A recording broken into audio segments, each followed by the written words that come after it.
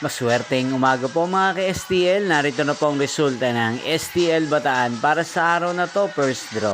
April 14, 2025. Araw ng Lunes. Naway ang mga natayaan niyo pong mga numero kanina ay manalo nawa ngayong umagang ito, 11 AM. Kaya't kunin niyo na po ang inyong mga tickets. Narito na po ang resulta.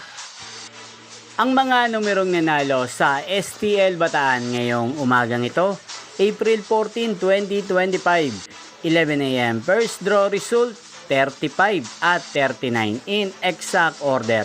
Sa lahat po ng tumaya kanina sa STL Bataan para sa first draw ng 35 at 39, congrats po sa inyo, panalo po kayo. At ngayong umagang ito sa STL Bataan, natin pong i-shoutout si Ate Wani ng Bataan, na lagi din pong nanonood sa channel na to. Shoutout po sa inyo, Ate Wani.